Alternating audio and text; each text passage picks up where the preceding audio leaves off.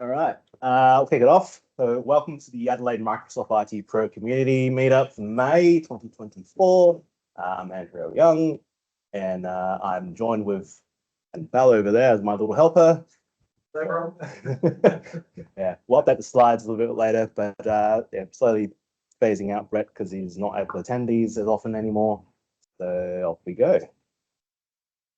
I'd just like to acknowledge that we're meeting on the traditional lands of the Ghana people and that we extend our respects to their elders past, present, and future. The housekeeping, toilets are out of the office, second right, and emergency exits are on the right of the lifts, and we'll assemble down at the southwestern end of Hindmarsh Square.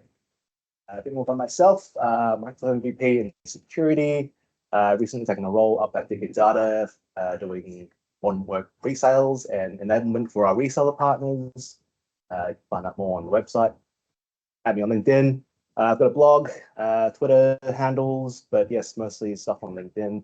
The show notes, any recordings and links will be on the blog, and I'll share it through everything. Let people do their scanning. I'll bring it back up later, I promise. Quick thanks to our sponsors. So obviously Microsoft for giving us the venue to meet here. Systematic Solutions for keeping the group together. And the pizza? More the meetup group. Getting to it. Big Data for the swag. So I have got some stuff here that we might hand out if we got some good questions for Ben later. And I'll just plug myself down there. So currently I'm doing pizzas, so we'll see. All right. So we'll just do the usual what's new, what's coming. So in terms of server and systems, config manager, so system center, got an April update. There's some new things like they've updated the branding of Azure AD to Entra ID. We got other stuff that was long overdue. So you can use HTTPS and enhanced HTTP for your clients connecting back to the server. A bunch of other stuff, but I think we're pushing Intune at this stage. So if you've got config manager, keep it up to date. Exchange server on-prem is the next culprit. Got April hotfixes. That includes some new cryptography and modern hybrid authentication or hybrid newer modern auth for your OWA and Exchange control panel. So make sure you're using that. Exchange Online, we're finally retiring basic auth for client submissions. So your SMTP relays, make sure you're using an alternative. There's stuff in Azure, but you can leverage as well. But yeah, you won't be able to use that service anymore for your scan to email and other bulk emailing from an on-prem solution. On top of that, there's a new external recipient rate limit, so 2,000 external recipients per day. That's in line with the 10,000 internal you can do. So if you do use 2,000, you're down to 8,000 internal left over, but probably shouldn't be sending that many emails out of Exchange Online anyway to begin with. M365 for modern work, getting Copilot in Planner. This is available in preview in the new Microsoft Planner on the Teams client. Note the new icon. Getting new views and branding in Viva Connections. So if you haven't come across that, that's the new little thing in Teams that you can pull up your SharePoint home sites and you have access to your feed, your dashboard, and other useful links. But they're giving me more variety there in branding. More Copilots. This one's in Viva Engage. So what used to be new Yammer, that's generally available. There is now a Copilot deployment kit in Viva Amplify. So Viva Amplify lives on top of Viva Engage. As the name suggests, it amplifies your reach and impact in Viva Engage. So they're giving you a deployment kit for Copilot. And on top of that, there's the Copilot Academy in Viva Learning. So there's a curated learning path that you can assign to your staff. I do believe you'll need to have a premium Viva Learning license, but that's also available now. Security, we've got multi-tenant org now. So what this enables you to do is have a unified chat experience across Microsoft Teams and cross-tenant employee engagement on Viva Engage. So you can have several tenants within your organization, and it's almost seamless experience now. So you're not switching companies and drop downs just to be able to chat to someone or go to a team. External IDs, this will be available in a couple of weeks. This is your business to business, business to consumer identity management. And so yeah, end-to-end extra protection on top of that. So I believe it's called a customer identity access management platform. Staring at the security guy in the corner. Cool. Yeah, that's on its way. There's also new passkey support. So this is more trying to get rid of passwords in general and improving your physical access tokens and other methods to stop phishing attempts on your multi-factor. And then obviously there's new external authentication methods in preview. So if you don't like using Microsoft Authenticator, you can use one of these third-party authentication providers and tie it into your conditional access. So you can redirect your staff to then use one of those products to authenticate yourself. Top of security, you would have seen a lot of people posting certificates of completion for the Copilot for Security Ninja training. There's now 5 of those, and there's a training channel on YouTube, extra advanced hunting learning on Microsoft Learn. But if you've done all this and you want more, there's a book out in the wild, AMITPC, that's Cloud Native Application Protection Platform. So if you're really down on your security, look into that. Microsoft Learn, yeah, Visual Studio Code Day Skills Challenge, that's still on. That'll teach you things on Visual Code itself, the application, the Python programming language, and how to apply it. Once that's finished, we've got Microsoft Build coming at it later this month. So there is a new skills challenge for that one. This one will cover Azure OpenAI, Microsoft Fabric, extending Copilot from Microsoft 365, and Copilot Studio as well. Reiterating that it's a Copilot security learning path, so you can get ready for that. That did drop into availability last month, the start of the month. So Copilot security and Intune. Brought up last month, students. So I don't know if there are any students in the room this month. Nope. Actually, I'm working on. I'm also a student. Okay. So we've got student presence. I am trying to do something in SA Adelaide. There is a Microsoft Learn Student Ambassadors program. So this comes off the back of the Microsoft Most Valuable Professional MVP program. So essentially, students can join a Discord server and they get access to some nice benefits there. But yeah, essentially, if you do stuff for the tech community, you'll get recognized for it. You get some nice swag, a lot more than MVPs get. And you do really well, you get the gold milestone, and you will actually even get mentorship and even a nomination to become an MVP. So that's paving your way out of tertiary higher education that you're in. Aside from that, there's also a Microsoft Student Accelerator program. I believe they just finished their tour, but I will let you know if there's anything in Adelaide coming up. Touching on the Adelaide Microsoft community. So we've got this one that you're here at. We've got Daniel Brown's Copilot and M365 user groups, Heidi Hastings and Ben McNamara's Power BI and Fabric. And after a 3-year or so hibernation, the Azure user group is coming back. We've got Simon Holman back there and Sam Fernando, who used to run the Dynamics user group. They'll be joining forces and bringing that back starting next Tuesday, similar time. So make sure you look that up on Meetup. Also got .NET user group with David Gardner and data and analytics with Rob Farley, Rob's the guy. And there's no security user group. There was a cybersecurity meetup, but that's kind of hasn't made much noise. But I'll reach out to the guy and see if he wants to do anything else. With a plug, there is more Copilot training available. There's one this Thursday. This one's kind of co-delivered with Digger Data. Mark O'Shea, MVP from Sydney, is coming over. I was told that it's a partner event, but I think it's open to the public. But if you're interested, have a look. I'll send the link around. There's also a Copilot studio in a day on the 23rd as well. So if you're interested, let me know. And then we've got stuff happening all over the world. So right now there's an RSA conference in San Fran. We've got the Copilot on Thursday, European Collab, Microsoft Build. Swoop Analytics is doing an online intranet festival regarding SharePoint. Copilot Studio, TechCon 365, PowerCon in Seattle, Digital Workplace Conference in Sydney, PowerPlat Conference and Ignite. I'm going to circle back on the Digital Workplace Conference. So I do have a QR code that I will hand around to the people here. You can enter a draw. Debbie Island, who runs this conference, she's also got a draw competition going for a chance to win up to 5 tickets out in the wild.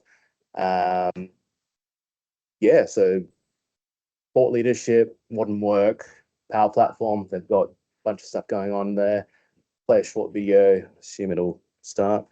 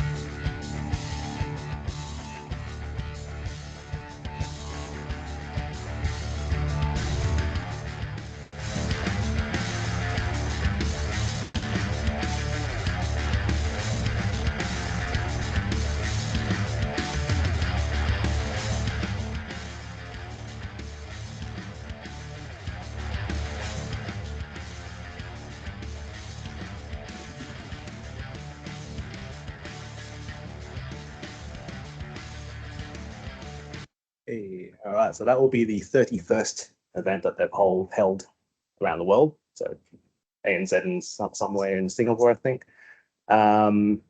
Yeah, so representing Adelaide, we've got Daniel Brown and myself heading over to do some presentations on Copilot and Power Automate, respectively. Yeah, kind of anxiety driving because it's my first public conference event to be presenting at. So that's how that goes.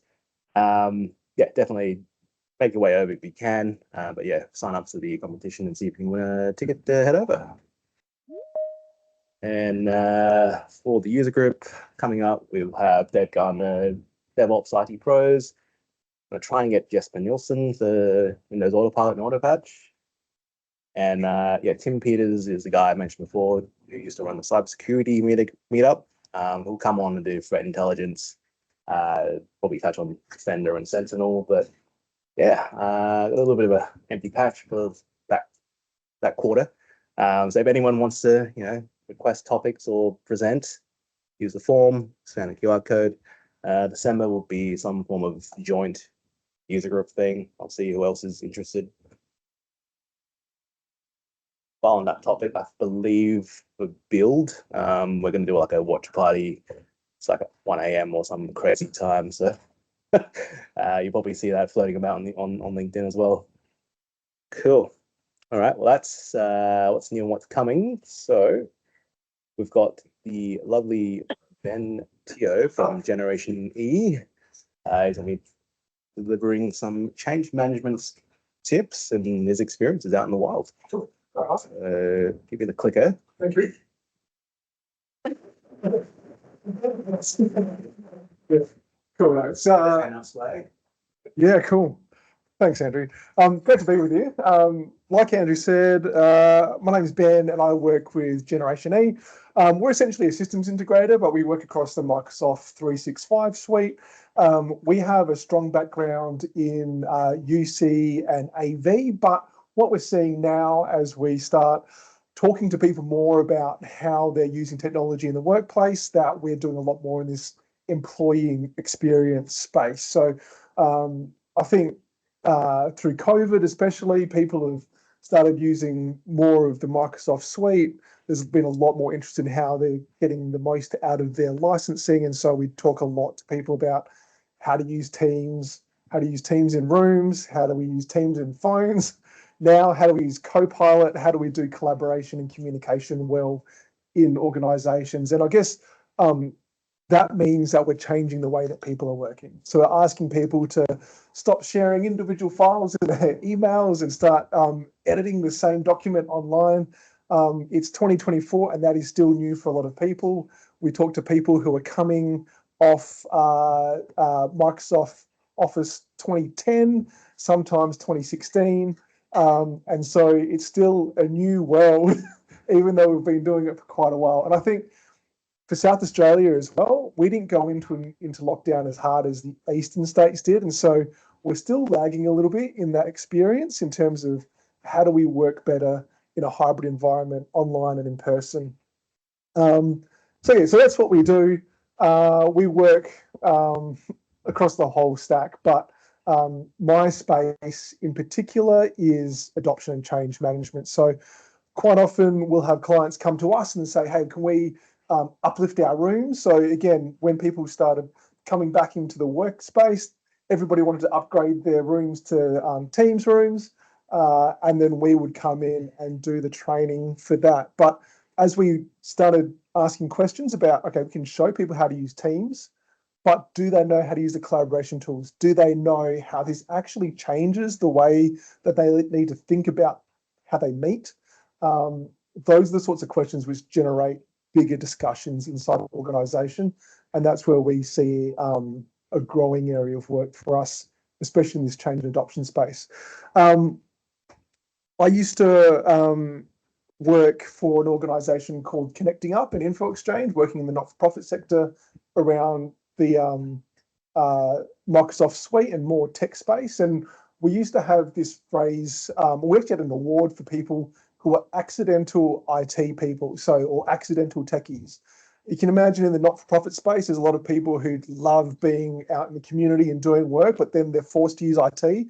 And just because they're the person who sort of knows how to turn the computers on, they become the IT person in the organization. So we used to do a lot of work supporting people who weren't traditionally trained in IT to learn how to use some of the IT tools. And I think we are finding that now in this space where we have people who are trained in IT or have an IT background, but now they're discovering they need to work more alongside people, or they're dealing with all this change that's coming through and they have to be change managers. And so what we're finding is that, yeah, you might have your certificates, you might have all the information about how to do the tech, but there hasn't been a whole lot of training around how to deal with the people on the other end of the computer and how to bring them along the journey with what you're doing. So I don't know if that sits with you guys in terms of where you are with IT. You may have been brought on board to do a more traditional IT role, but now you have people asking you new questions. So I think you have your end users not just saying, hey, my computer's broken, can you fix it? Or what do I need to reboot? Can I just turn it off and turn it on again? The questions they're coming up with now is like, how do I do X, Y, and Z with this product now? It's not, this is broken. It's like, how do I get the most out of this? Or I want to use IT to improve this process, or I've seen someone else do this like this way, or my nephew said we can do this with our computers, can I do that? And so they're asking IT not just to be the people who fix things and maintain things, but actually to enable the organization to do new things and actually improve the way they work. We're also seeing an increase from executives asking people to say, show me the value that we're getting out of this E5 license, for example. We're paying all this money per month, per user. What is it actually doing for us? And for IT professionals, often it's like we need to be able to articulate that, or we need to actually show that what we're paying for is having an impact with the people that we're working with. Okay, even if you're not, say, working on a project, so a lot of my work is working on projects. I come into the project, we help you move through that chain, that project. But I think just as Andrew pointed out a few minutes ago, even if you just work in the IT, in the Microsoft space now, you are dealing with changes every day. We talk to clients and they're like, oh, we don't even know what's coming out this month in Teams. There's a whole bunch of new things. And even as consultants who work in this space, and it's our job to know this, it's like a full-time job just keeping up with the roadmap, right? It's just, that button is now here, or that feature is completely deprecated, or now that is branded as something else. And I'm sure all of us have gone through the what was Bing Chat Enterprise, then there was Copilot, and then there was Copilot for Microsoft 365, Microsoft in their branding. Even that, as a IT pro, you're managing that change as well. And that's on top of all the other projects that all the other digital transformation stuff that you're dealing with. So I think it's safe to say that all of us have to do change management somehow or as part of our work now. Okay. And what I'd like to encourage you to do is just think about that. And I know, yes, you have to deal with people, and it would be nice just to say, this is the way it is, just do it. It's a bit of a journey for them. So my goal today is to encourage you to embrace that. And I want to give you a few ways to think about it and how we work through it at Generation E. And I want to give you some tools and some resources that are freely available online that you can put to work. And these are the tools and resources that I started with when I started my career as a change manager. But if you can do change well, it means that you're building relationships with end users. It makes it easier in the future to actually run your projects because they trust you. You don't have people just going, oh, I hate IT because blah, blah, they always change things and they never tell us. And then you have more opportunities to sit at the table when decisions are being made around the technology that's being used. I'm sure everyone's been in a situation where an executive or someone higher up has said, oh, I've seen this, we should just implement this. And you have to do it, right? Because but there's an opportunity here. If you build your relationships with your stakeholders, you can say, actually, maybe we could do it differently, or maybe that solution isn't right to go right now. So change management is all about working alongside your stakeholders, your end users, all the people involved. All right. So let's get into it. So what do we want to look at today? One, I want to talk about, what is change management about? Let's define that just for today. There's a lot of different ways that we can talk about change. So I want to talk primarily around when we are implementing a new piece of software, a new technology, that sort of change. It's different to, say, organizational change management, which tends to be a lot more long-term and a little bit more complex. But I want to focus primarily on the things that we come across at Generation E and also what you probably come across at an IT level. And then I want to show you how to do this with limited resources. So like I said, often if you've come into your role and you've been asked to do change management, you might not have a change management office as part of your organization. You might not have the luxury of having those sorts of resources of people who can do this for you. So how do you do this if you're an IT person, or maybe maybe you're not an IT person, you've even had to put that hat on, and now you have to put a change management hat on. I want to give you those resources as well today. A lot of the time, our clients will be in this space as well, and they'll just say, actually, it's easier if we just bring somebody else in, and that's where we step in. But whenever we do an engagement with people, we always want to make sure that when we finish up, that they also have the capacity in the future to do the change themselves, because we think it's really important for them. Okay. All right. So what is change management and where do we want to begin here? So at Generation E, we use the ProSci methodology as the base. Now, if you've come across change management before, there's a whole bunch of different frameworks and different methodologies that you can approach. We use ProSci. It's been around for a long time. It's pretty widely known. But in a nutshell, change management is just helping us articulate how we deal with the people side of change.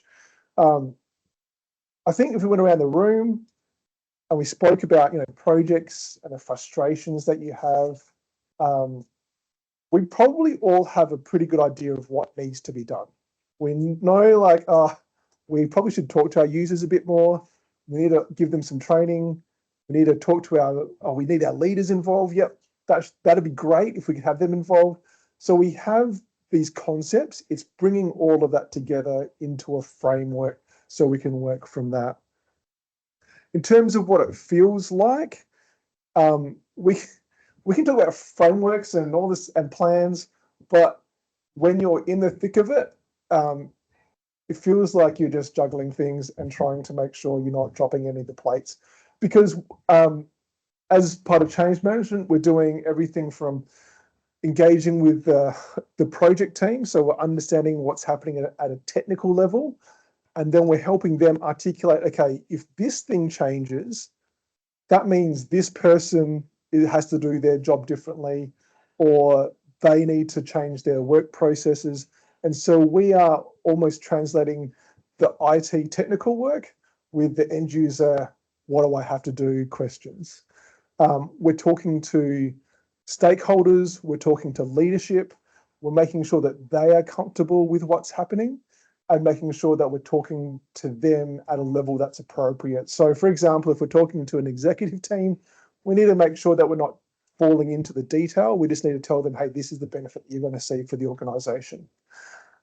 On top of that, we're building communications, we're building and delivering training, we're keeping an eye out for any resistance, putting out spot fires, and then also trying to reinforce, hey, you're doing a great job, keep making those keep up with the changes. And so there's a lot of things that we're doing as change managers. It's not just telling people this is changing, it's and we're not just doing training. Often people just say, hey, isn't it just comms and training? It's like, to a degree, but we're communicating with all these different people and we're customizing it for each person. So when you're in the thick of it, it can look like this. I know Dan's on the line as well. We've been working on a project, and we know that change is constant, and we're constantly juggling. We're constantly having to adjust as we go along. I'll say a bit more about that later. Okay. So if I was to talk to someone and say, where do you begin with understanding how change works? What is the simplest way to explain it? I would start here with ADKAR. Now, this has been around for years. It's not a new thing. It's not revolutionary, but it does help us, again, articulate what's happening. So let me walk you through this if you haven't seen ADKAR before. So this is a model that describes how an individual will experience change. And we talk about individuals because when we look at change as a whole, it's really about making sure that every individual in the organization can move through this process, right? So we want to get as many people as we can to a point where they're comfortable with the change, where they're confidently participating in the change and know how to do work or life in the new world. So the process here is ADKAR, and these are the things that we want them to do. So one, we need to make sure that they are aware of the change, what's happening, why is it happening, what's going to happen through the processes. Once they're aware of it, they're like, yep, okay, I know what's going on, I'm comfortable with that. We want them to actually want to participate in it.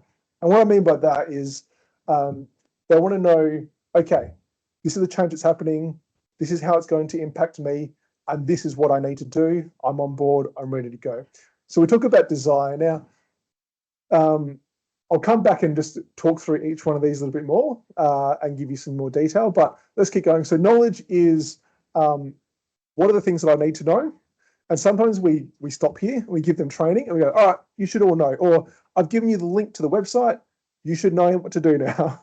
But we all know that people don't do that. We also know that people don't read emails from IT, right? So we need to make sure that we actually get them from that knowledge point to ability. Now, the difference between knowledge and ability is me watching a YouTube video on how to build something and then me going out into my shed and actually knowing and actually doing it. I can tell you there was a massive gap between the two, right? I can watch as many YouTube videos and TikToks on how to do home renovation. I have no idea how to use a circular saw.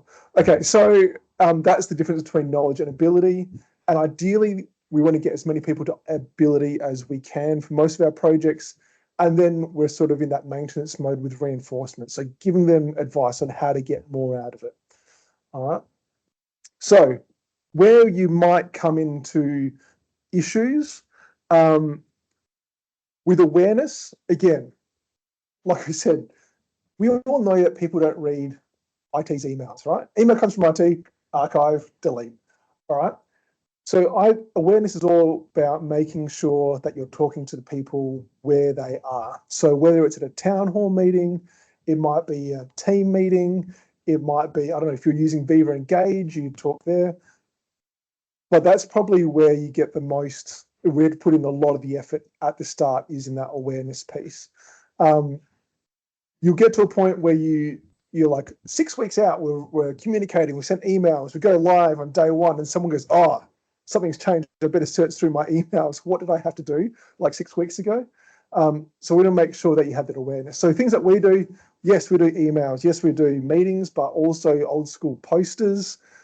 People would change like the screensavers, all those little bits and pieces. If you can capture people's attention, that's what you want to do. In terms of rule of thumb, people say you need to tell people 7 times in 7 different ways before that actually sinks in for people, right? You can never over communicate, but I would say just vary it up. Think about different ways to engage people, capture their attention. Desire. So sometimes it's super easy because you are giving them a new shiny toy, which is fantastic for them. So for example, we often move people, we're still moving people off of Skype for Business into Teams. It's an easy sell for them because it's a much better platform, right? But if it is something like cybersecurity, it's like, we're actually going to force you to start using MFA. Like, nobody wants to use MFA.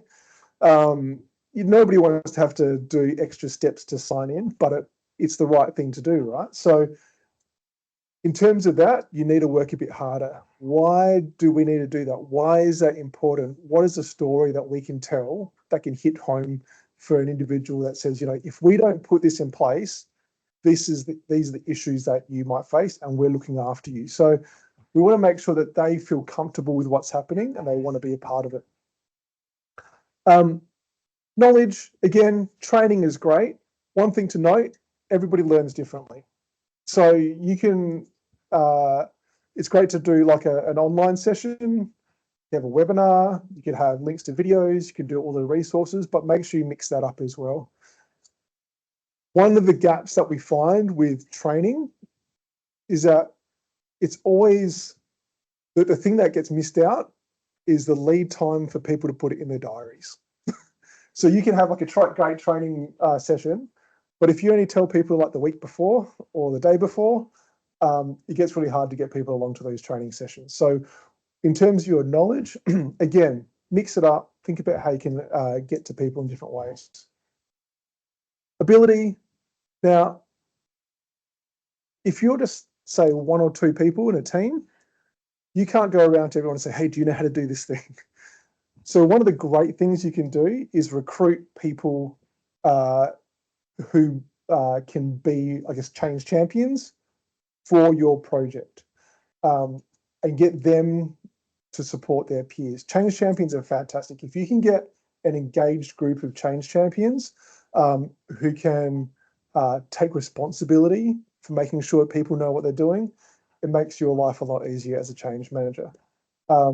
Again, it's engaging that group of people, and your effort then is focused on them as opposed on trying to get everybody else on board. Yeah. And then finally, reinforcement. What you can do there is just, again, don't think that once you go live, that's the end of the project. You have to keep on making sure that people know what they're doing and reinforcing that with messaging. All right. In terms of pitfalls, so I guess you think about ADCAR and you think about how do we move people from that awareness all the way through to ability and then reinforcement. The biggest issue here is that, as in the IT world, we don't speak to our end users. We make assumptions about how they use things. I can tell you pretty much every project, we'll talk to an IT group and they'll go, oh, our IT policy says you can only do this. I can guarantee you that your end users do not follow your IT policy. Right? Oh, they're not meant to do it that way. It's like, but they do. And so it's understanding and working with them to say, hey, look, yes, you need to understand that your project and your technology that you're implementing is going to impact people in ways that you might not expect. So you need to talk to them. You need to spend time with your end users. Other aspects have changed. Do their responsibilities change? So if you're implementing a new system, and you don't tell someone that, hey, you now need to approve timesheets or you need to change your whole way of working, that's going to be an issue. Yeah, you can't just let people work it out for themselves. Another big thing right now that we're seeing more of, as we're coming sort of out of COVID as well, and all of this change happening, there is real change fatigue. I think when we were talking about this previously, is that when you are implementing a new change, you want to do all these great comms and you want to do all this great training on top of HR's change, on top of somebody else's change, on top of somebody else's change. And so you need to think about that. And also don't forget the small things. So for a lot of users, they will learn how to use a piece of technology for their very specific use case. I click here, here, here, and that does what I need to do. They don't understand how the whole product works. And so if it's something as simple as a button moving, it can stress people out. So again, it's worth just noting the small things and making sure that people understand. An example of this is, so we do a lot of UC, and we move people from sort of their hard phones into soft phones. Makes sense, right? Use Teams for all your calling. It's amazing. It's great. But some people are like, oh, but I still want a handset. There's still people in our organization who want a handset. They're like, oh, no worries. We'll give them a lovely new touch screen, all this stuff. It look really cool. They can use Teams on it. I can tell you the people who want a handset don't want a touch screen. They want buttons. So if you are locked to saying, I want a handset that I can touch and feel, you want that tactile response of touching a button and doing that quickly, because that's a lot of people with handsets, it's muscle memory for them. And so giving them a touchscreen that has no feedback is really difficult and makes life worse because it's laggy. It's not as responsive as a physical button. So understanding that for your user and those sorts of use cases is really important. So again, talk to people. Spend time upfront understanding what is actually going to happen for them. It might be a case of sitting alongside them and saying, hey, just walk me through your process, because I want to see how you're getting from this to there, and that will help me understand what's going to impact or what's going to change for you. We do an exercise, we talked about change champions. We also do an exercise where we create personas. So personas are something that we use to help us understand how an individual or a type of user will be impacted. Used in a lot of different ways, used in things like marketing, etc. But it takes it away from individuals in the sense that I need to sort out Mary's problem or Phil's problem. It's I need to solve problem for a type of user who I don't know, who might work in admin and does these specific tasks, and I want to solve for these people, or I want to create communications, create training for these sorts of people. Personas are excellent.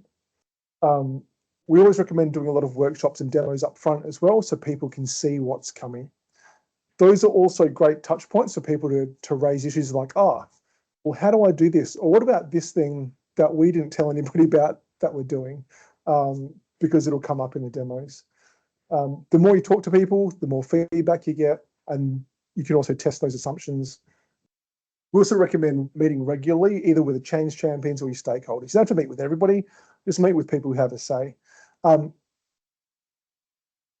Some of the people who we would recommend you talk to often we talk to the executive level because we know that they're important. The execs, they are the ones controlling the purse strings. They need to be okay. Or Also, we talk to the EAs because they are actually the people who influence the execs, so we talk to them. But the people who will influence the people that the end users the most are actually your middle managers. So you think about your team leaders and your coordinators. They are the people who are going to tell the people who report to them how they need to work differently. So your middle management is actually where I would recommend you spend most of your time. Talk to them because they will influence people they report to them, and they'll also influence the people that they report to. If you can get that middle management on board, you'll be smooth sailing.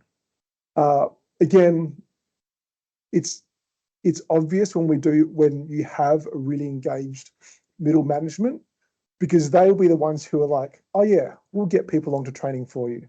We'll make sure that this message gets through to you. It takes the work off you as a change manager to try and push. Just go through them and know that they're going to do it for you. All right. Okay. So once you've got a good picture of what's happening, you can start building your plan and doing all the things and developing all your collateral and all that sort of stuff. Now, good thing is you don't have to start from scratch. And that's what I want to share with you today. This is probably the meat of it. I was thinking today, what are the things that if you come along today, what are you going to take away? I want to show you a bunch of websites and a bunch of resources that I use that I think are really helpful. So always recommend building a plan. So make sure you have your communications mapped out, get a schedule out. We want to have like 6 weeks of communications. These are the things that we want to say at each point. Again, have your training plan, know when your stakeholder meetings are going to be, have all of that mapped out, and do that first, and then look at your go live date. Now, I can tell you that our change management team and our technical project management team are like sometimes we're like this, because the technical guys are like, I can do this. I'm going to flick the switch. We can turn it on, ready to go. Next project, please. And I'm like, hold on, give me 6 weeks. They're like, what? 6 weeks? I'm like, yeah, I need to do this, and this. So quite often your change plans are going to might delay your go live date. Even if you can technically go live, your change work up front is going to help the actual outcome of your project. Okay, you don't have to start from scratch. Let's talk about this. So this is my Microsoft Change Management Toolbox. Now, what's great about being here today is that we can talk very specifically about Microsoft products, because there are some tools which are very specific to that. This is like a starter kit. If I was like buying a Ryobi set, I'd buy like a starter kit of tools. This would be my starter kit. If you haven't done change management before and you want to get into it in the Microsoft world, this is what I'd recommend. Okay, so first things first, again, because it's important to know what's happening for individuals and people, I would highly recommend that you just go and dive into the online communities for Microsoft. So if you haven't already signed up for the tech community, there's a lot of really good nuggets of information about what are the issues that end users have with Microsoft products. So the tech community is essentially a forum, and you can go into pretty much any product that you have, and you can dive into the discussions there and see what the questions are that are being asked. You can also see some of the responses. If you are super keen, you can participate and also flex your change management skills and answer some questions in the tech community. But it's always interesting hearing the questions they get asked, but also the way they get asked as well. So when I say that, there are a lot of really angry people on these support forums. And so you've got to think about, all right, if I was a change manager and I was working in this space, how can I respond positively to that? And this is a great space to test that out. So tech community posts, check those out. The blogs are really good as well for just keeping up to date with everything. And the other space that's really cool as well is Reddit. Now, Reddit, I think people tend to be a little bit more supportive in Reddit. Maybe it's because it's anonymous, maybe because they're part of other subreddits or whatever. But Reddit's another great place for you to go and see what are the questions that end users are asking and what's frustrating people. What are the features that might be changing or whatever's out there. So I spend a lot of time in the team subreddit, just answering questions there, or just again seeing what people are doing there. And I haven't been as active recently, but also the tech community posts, I tend to float around the Teams space there. But it's a really good way to learn quickly what's going on, and also learn what's changing, because as soon as there's an issue, you will see a whole bunch of questions in the subreddit like, this isn't working, that's not working. Anyway, check those out, because that might give you additional insight into what's happening for your end users too. All right. This is probably one of the resources which doesn't get enough attention that Microsoft have developed. So it's the Microsoft adoption page. If there's any Microsoft product that you are trying to roll out and you're looking for resources or a plan or a way to get started, this is the site to go to.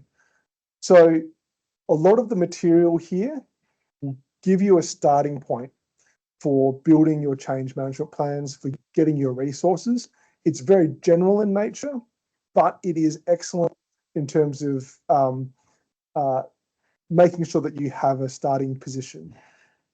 There is, you can go to each product and have a look at what they have there. I would highly recommend looking at the Microsoft 365 adoption kit. Now, they have a full kit that shows you the steps that you would go through to develop a change management plan. And then you can download the adoption planning workbook. This is, it's a great workbook that can be used not just for Microsoft 365, but for any change plan. You could take that and adapt it. So that talks about all the things we talked about. So it's about identifying your stakeholders, identifying your personas, your scenarios, your change champion program. Microsoft have done a lot of really good work in developing this, and there have been a lot of recent updates, especially around the Copilot space. And if you are starting out and you wanted a plan or a template, this is the one that I would recommend. Again, very good because it's Microsoft centric, and it's been backed by what Microsoft are doing. This workbook will also link you off to other resources which are available online too. So number one, jump onto this site, download the workbook, and just use that as your go-to. All right. So in terms of the workbook, you can see I've pulled out a couple of slides here, but it does all the things that you would normally do for a change program. So you would define your success criteria. Why is this change happening? What's important? What will it look like if we're successful in this change program? It'll do that for you, that worksheet saying there. Identify who's part of your team. Does this cool scenario thing where you can walk through scenarios that you might need to address. So you can look at all that. So jump onto that workbook. When you're building content, so let's say you've worked through your workbook, you have all your plans ready to go, and you go, oh, well, I need to create some video content, or I need to create articles for people to read. Again, don't reinvent the wheel. The Microsoft support pages are generally kept up to date pretty well, and also the YouTube channel as well. There's quite a few there. We're seeing an increase in clients not wanting to create content because they know, again, if you think about that roadmap page, as soon as you create content on your SharePoint site, it's going to be out of date. So it's easy to train people or get people into the habit of using the Microsoft support articles. And again, recommend doing that. So usually when we would talk to a client, and let's say we are building out a SharePoint page for for information on how to use a new tool, for example, we will just provide links to the Microsoft support content, and then anything that's specific for that organization, that's when we would create something new, pull screenshots, do all that sort of stuff, create videos when it's specific for that organization. So it's usually a mix of both. And again, the YouTube channels are great if you need some sizzle reels about, here's some cool stuff that's coming, etc. All right. If you want to dive further into change management, again, we use the ProSci methodology. You can do a certification and you can become a certified ProSci change manager, but they also have a lot of really good resources on their website, especially in their blog. A few that I would highlight are the Change Management Plans blog. Again, talks about how do you engage those middle managers. The second one there is defining the change impact. That one looks at different ways that your specific change will impact people. So whether it's the processes they use, the tools they use, the reporting structure, does it change the way they're paid? Like all of these different things that you might not normally consider. That's a great blog post. And again, the checklist for managing resistance is excellent. You can also dive into the ProSci methodology a little bit more, look at the PCT model, the ADCAR model we've talked about, and the 3-phase process if you want to go hardcore. But you can just use that workbook because it covers off a lot of that already. All right. And, okay, the last one in my toolkit, of course, is our new friend Copilot. It's really good. So, a tip that I like to give is that I like to use, I've got a laser pointer, this one here, tell it how to act. So what I find I get good responses is like, I want you to act as a ProSci certified change manager, and it'll give me things from the ProSci methodology. It'll pump that out. If you want, take a photo of this or whatever, copy and paste this into Copilot, whether it's Copilot for Microsoft 365 or even just in Bing or in Word. This will essentially give you a whole change plan. Yep. Okay. Yep. Just do that. And then after it builds that out, go, all right, create me a comms plan and a strategy and a schedule. It'll go, okay, here's a 6-week schedule. I did this today. Create a training plan, provide a summary of this, and I'll give that to my executives. Just do that. Okay. Now you're like, Ben, aren't you doing yourself out of a job? Look, so Copilot. So for those of you online, if you're on your computers, feel free to chuck that into Copilot. Would love to see what you come up with. Again, so this is your prompt, okay? Just chuck this prompt in. So what I'm doing, again, I'm telling you how to act. I want you to be a ProSci certified change manager. I want you to use the ProSci methodology. I want to give it really specific details about what I'm trying to get. So again, this is you as a change manager. I want to, you need to be specific. It can't just be, I want a change plan. Be really specific, right? What's the change? So this is moving from Skype to Teams. You might be a specific business type because it'll change that for you. So if I put a local council, it will give me a different result if I make it like an automotive industry, right, or automotive dealership. I wanted to create personas for me. Again, those personas will be based off this. And then I want to do my plan. So I want a comms plan, a training plan, and I want a resistance thing, right? So all of this, chuck that in, it'll give you your change plan. We'll do this. All right. So I can tell you, as a change manager, I hate documentation. Like this stuff. I know this stuff's really important. It's what I can come back to, and the client's like, "Oh, why haven't you done this?" I'm like, "Well, that wasn't in the scope because this is my documentation." I hate it. Like I want to be doing this. I want to talk to people. I want to chat with people. I want to show people how to use the cool toys. All right. And that's for me the value of Copilot is like I can get it to do the documentation. I can get it to do all this stuff. As someone who hasn't done, if you haven't done change management before and you don't know where to start, let Copilot kick you off, right? Because again, we get back to this. It's about the people side of change. It's not about the documentation. So what I love about this is that I spend less time in the documentation. I spend more time with people. I spend time in those discovery sessions.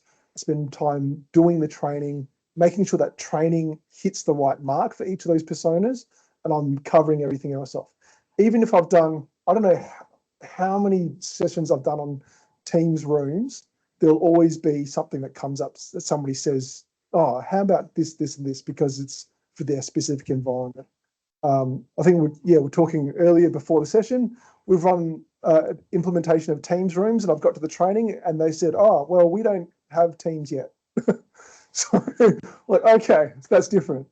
But it means that I can address, I can focus on making sure that that training meets their needs, right? And so the people side of this, so in terms of change management and the value that we bring as people is that we're delivering the change. We're not coming up with the plans, we're not coming up with documentation. we are delivering it. All right. So in terms of the value that, like, as we talk to clients, yes, the change plan is part of the process, but the value that you get out of working with a change manager is that your people have someone to talk to and that they can feel comfortable asking questions with, and we can customize things for them, right? So yes, 100% encourage you to use Copilot, whether you have the Copilot for 365 license or just the free version, it'll give you a pretty good result. Pair that with that that resource handbook, the workbook from the adoption page, and you will be off to a flying start with your change management process, right?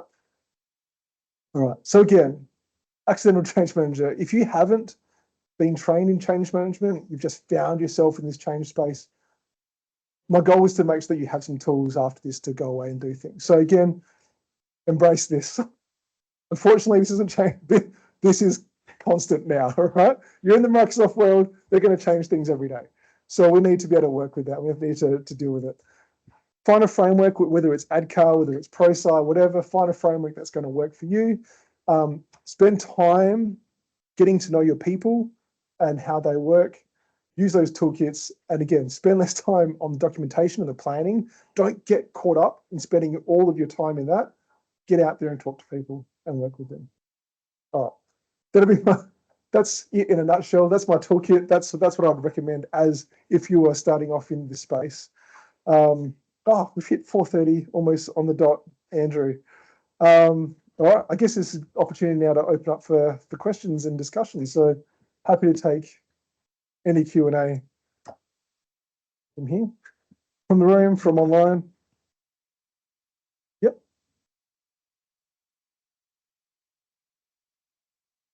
Okay.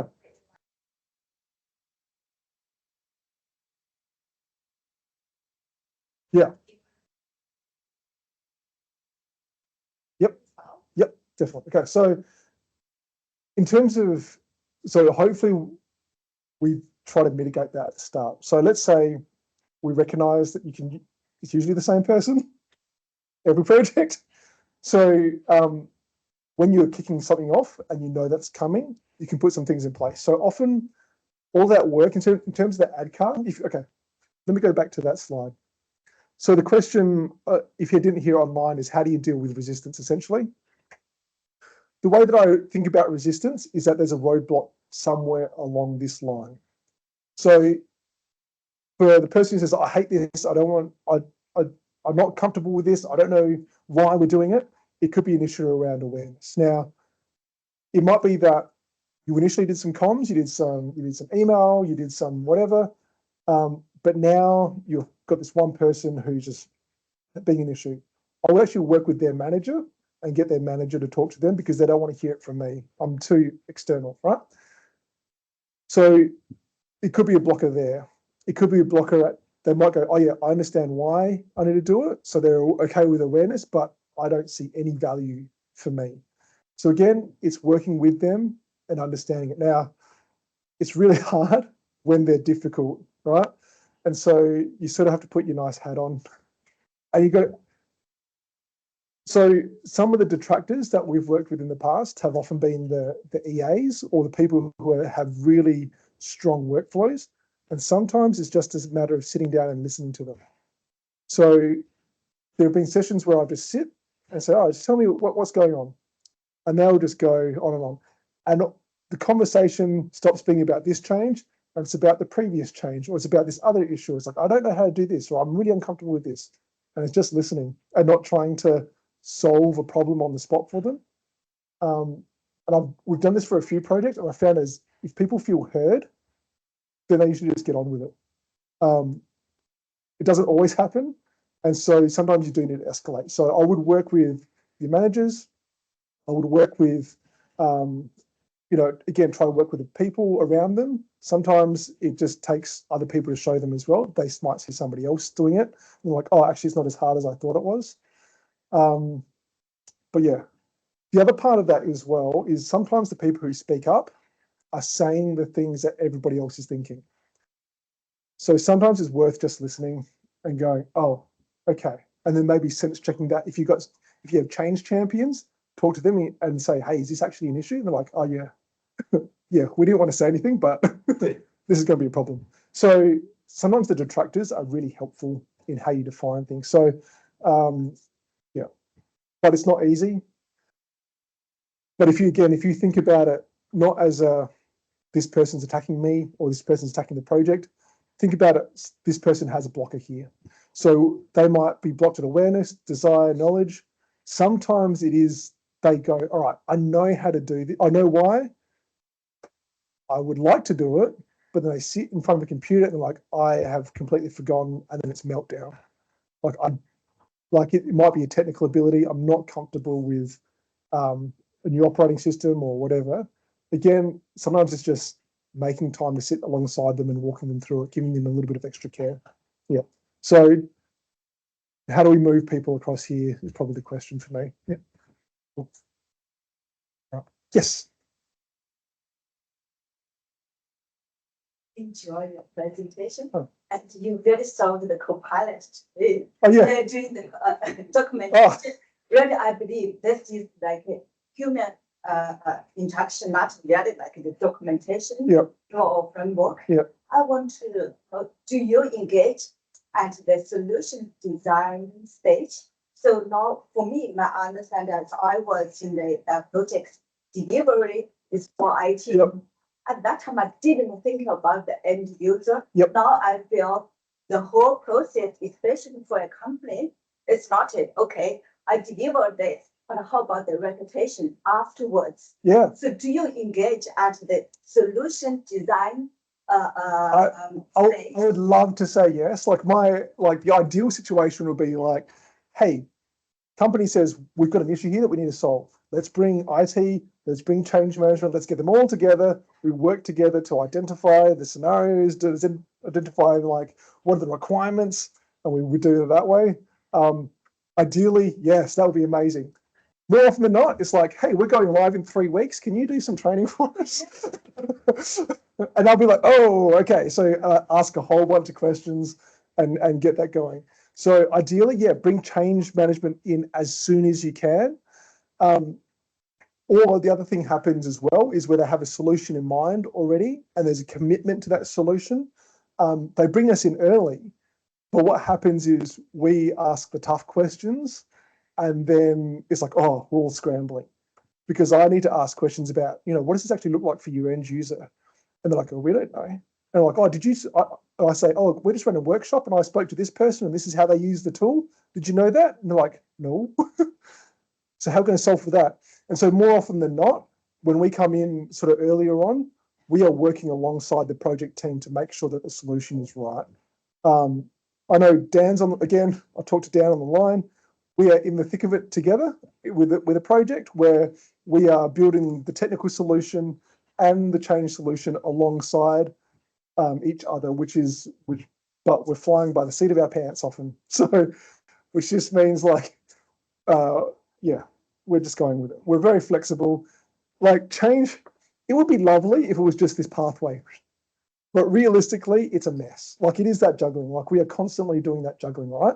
We're constantly trying to solve it as we go.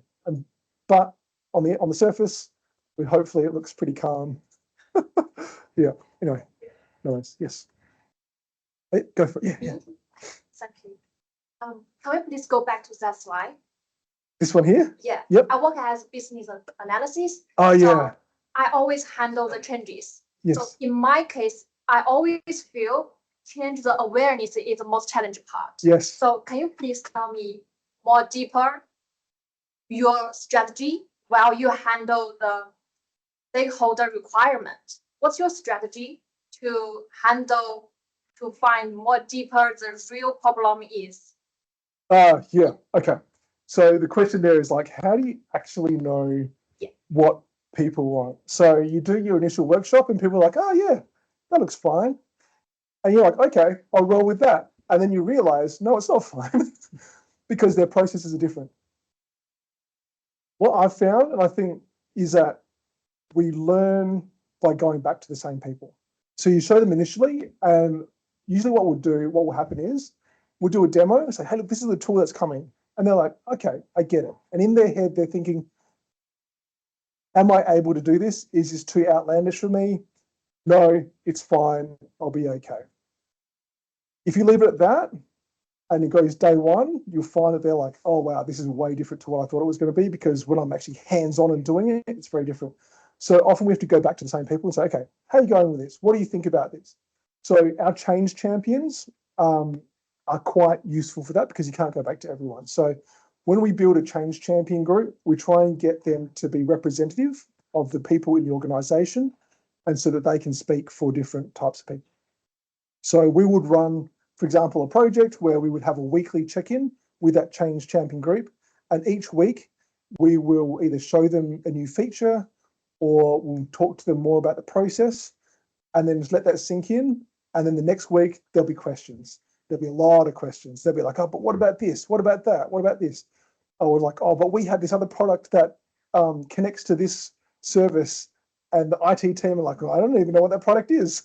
So it's making sure that you're going back.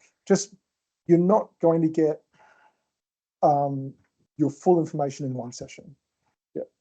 So again, that is in terms of sort of eliciting your users' requirements. Go back to them, because they need to think about it as well. A lot of people don't even think about their processes. They're like, this is just the way I work.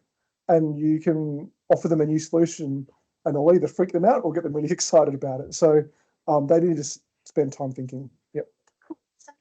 No worries. Any questions online? I have a question. Yeah, go for it. You mentioned that often the changes that we're doing is, alongside many other changes that are happening in the organization. Yeah. I know as a person in an organization, I find it hard to keep on top of the communication that's happening, like being directed to me from other areas of the business. Yep. Given that everybody today in these days seems to be, quite time poor. Yep. What you maybe unpack or a little bit more some of the strategies you'd adopt for, making sure that those communications on the change are as effective as possible. Yep. So just reiterating for people online, so how do we essentially work with people who are time poor in an environment where change is constant? So again, looking at this, really picking out the things that they need to know. So often you go into a project and you're like, oh, we're going to tell them, like, I don't know. Sometimes you look at the change frameworks and they'll be like, tell people, the business reasons and how it aligns with the business's goals and the vision. Like, people don't want to know that. They want to know, like, how is this affecting me? What do I need to do differently? You can talk at a high level, at an executive level, but when it comes to, say, an individual who's just trying to get on with their work, highlight what's going to impact it for them. So you just distill your message down. Again, people will generally want to hear how something is going to impact them from their managers. So where we find the best impact, or where people really pick it up, is in their team stand-ups. It's in those sorts of meetings, and probably closer to when the change is going to happen. And the managers will let you know what the impact is going to be. So it's like, oh, this is too much, or we need to tell people earlier, or whatever. So they'll give you that feedback. So from our perspective, we would try and target the people who influence the people, right? And that will mean that the message is heard better than it coming from the IT email address or from an external change manager.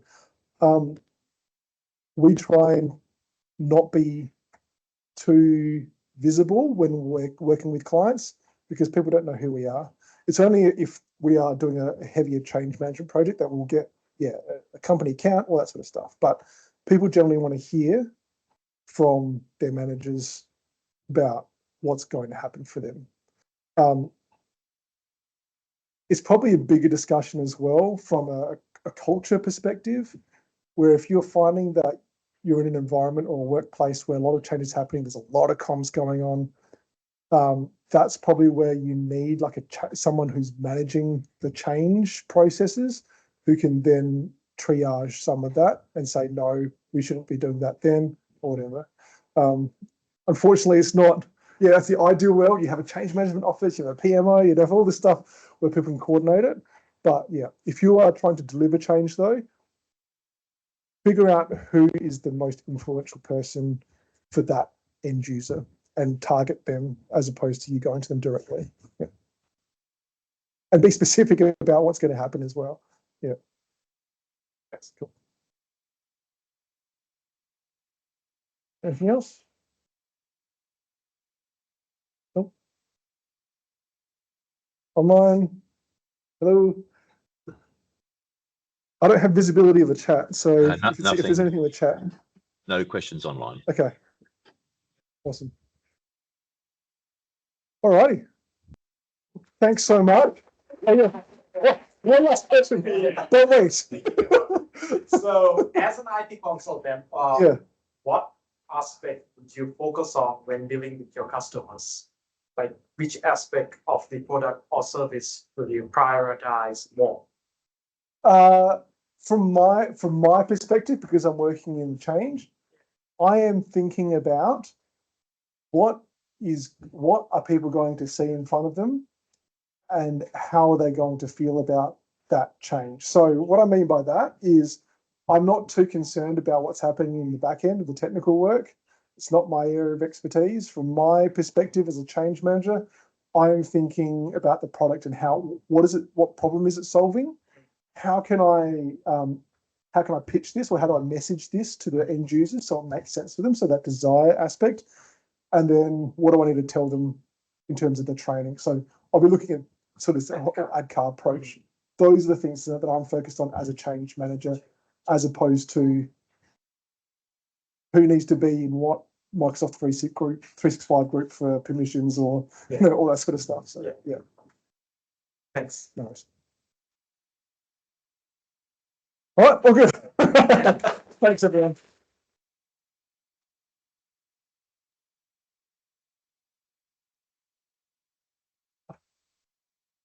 Thank you, Ben. That was great, informative, and valuable information there.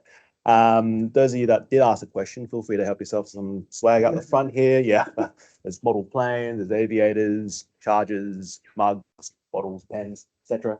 If you're interested in entering the draw, I'll leave my phone here with the QR code so you can enter and try and win a ticket to the Digital Workplace Conference.